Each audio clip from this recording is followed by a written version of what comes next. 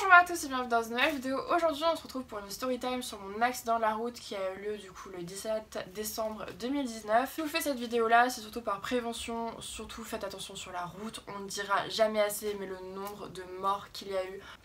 Pendant les grèves il y a eu 40% d'accidents en plus en deux roues, vous imaginez ou pas? Moi c'est vrai que je prenais souvent le métro, mais à partir du moment où j'ai pris le périphérique du coup pour aller travailler, le nombre d'horreurs que j'ai vues sur la route, le nombre de personnes à terre, le nombre de pompiers autour des gens qui sont tombés, le nombre d'accidents, j'ai trouvé ça juste terrible. Je voulais vous en parler aujourd'hui pour vous dire encore une fois de faire attention et que ça n'arrive pas qu'aux autres quoi. Pour vous resituer un peu le contexte, pendant du coup le mois de décembre, vous savez qu'il y a eu des grèves, la RATP a fermé plusieurs lignes de métro, je n'avais pas de métro pour aller travailler et j'ai trouvé une solution avec mon collègue qui a bien accepté de venir me chercher le matin et de me redéposer le soir comme il était en deux roues. Comme d'habitude, il me ramène chez moi, on était fatigués, on avait passé une journée juste éprouvante, on était juste trop contents de rentrer chez nous et comme d'habitude on prend le périphérique, direction du coup chez moi. Bon, pour résumer, en gros on est sur le périphérique, on suit les autres scooters. Voilà, rien de plus basique. Et donc on était entre deux voitures et on suit les autres et on était à peu près à 50 km/h. Je regardais un peu à droite à gauche, j'étais un peu dans mes rêves. De toute façon, c'est vrai que c'est un scooter où vous avez un top case derrière, vous êtes bien assise. Franchement, vous avez pas grand chose à faire. Et donc d'un coup, on entend un énorme boom, mais un boom genre un truc horrible. Et mon collègue qui me dit mais qu'est-ce que c'était ce bruit et tout. Et sur le coup, j'étais totalement perdue.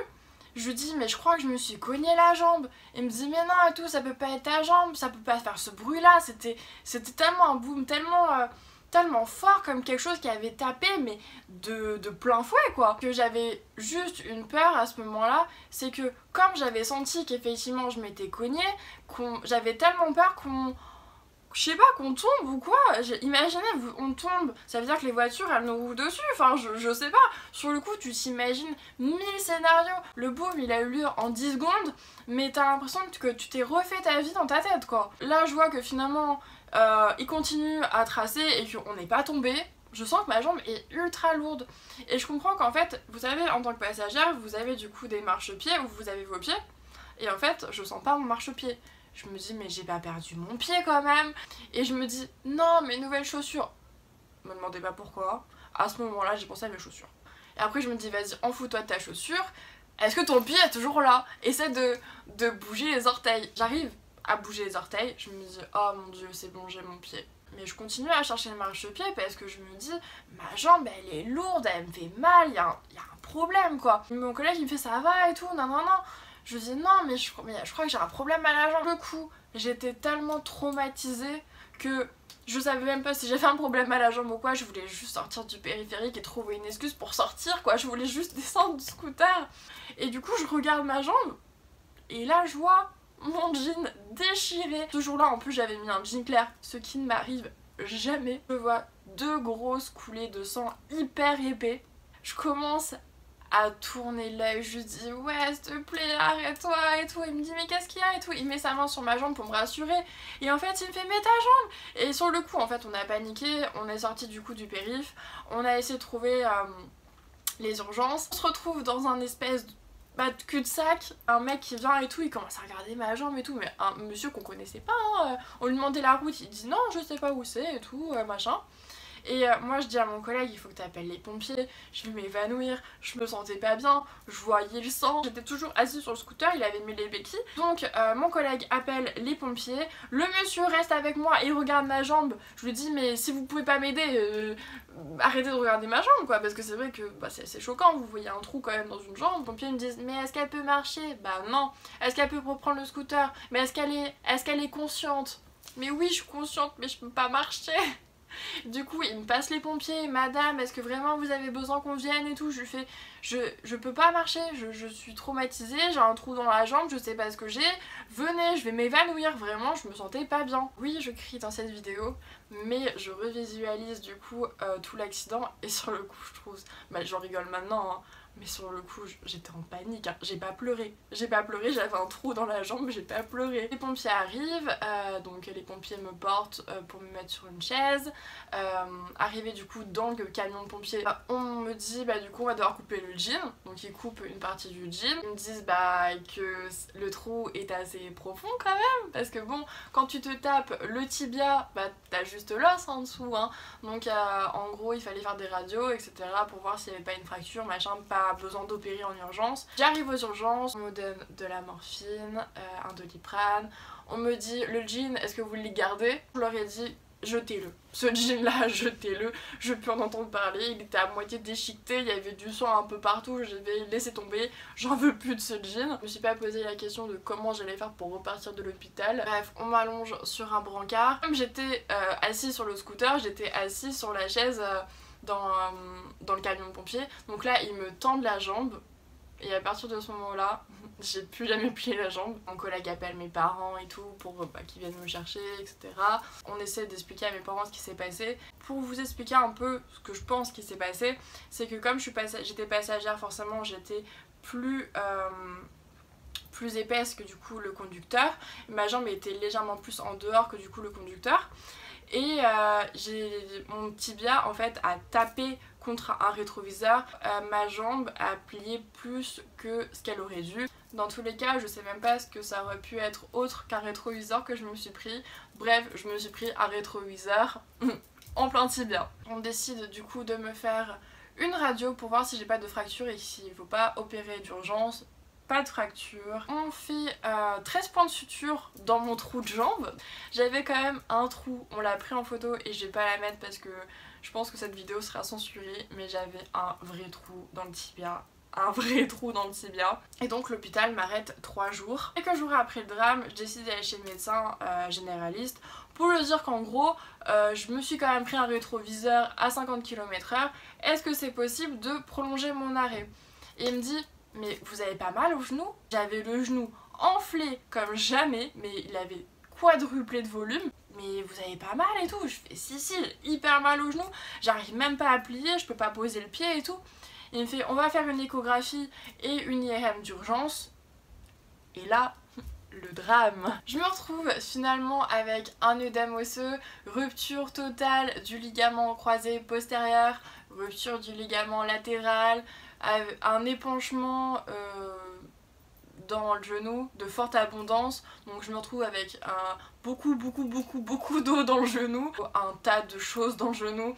L'IRM elle faisait 2 pages. J'ai réussi à avoir un rendez-vous le 23 décembre à un médecin à Neuilly. Je me suis dit Neuilly c'est quand même une bonne ville, le médecin doit être plutôt pas mal. Le médecin du coup de Neuilly m'accueille, me demande de en gros m'asseoir du coup sur sa table.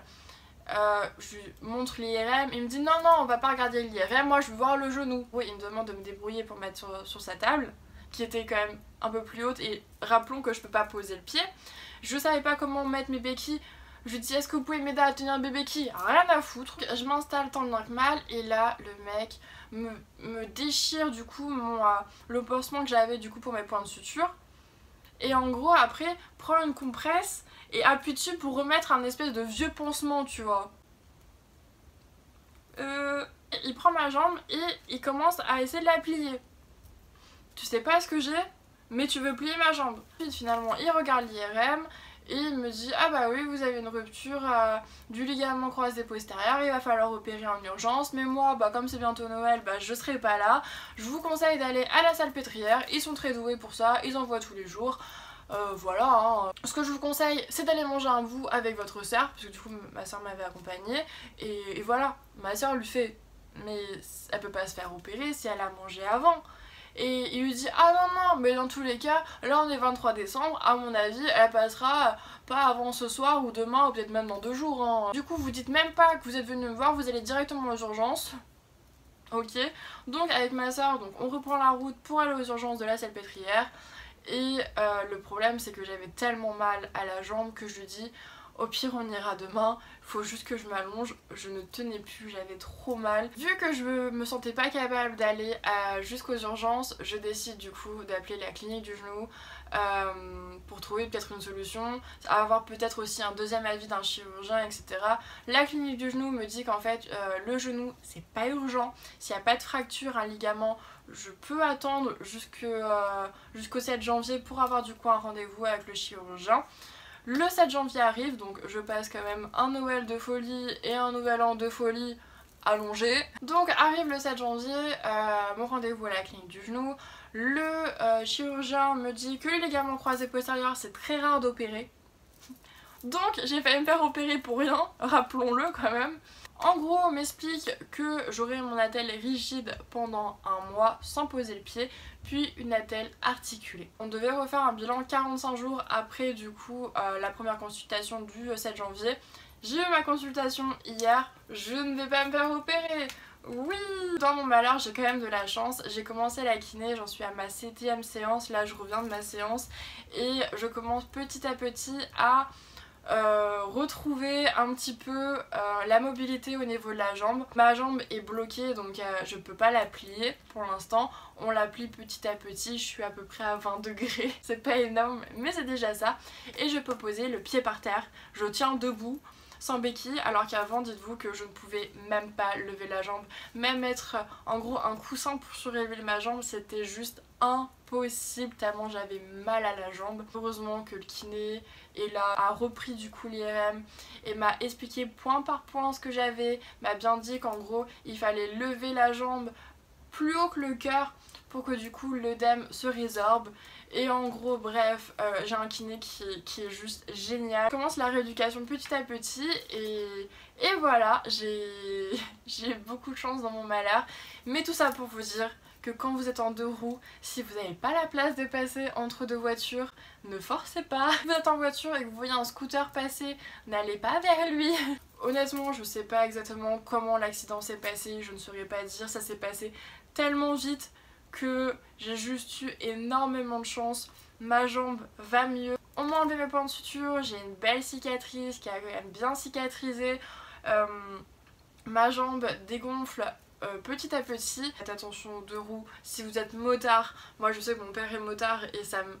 j'ai peur pour lui tous les jours. Faites hyper attention, je ne le répéterai jamais assez et je pense que ça m'a servi de leçon. Je ne remonterai plus sur un 2 roues de toute ma vie. Et voilà, et c'était pour vous raconter mon histoire et voilà, je vous dis à bientôt dans une prochaine vidéo et je vous fais des gros bisous, ciao.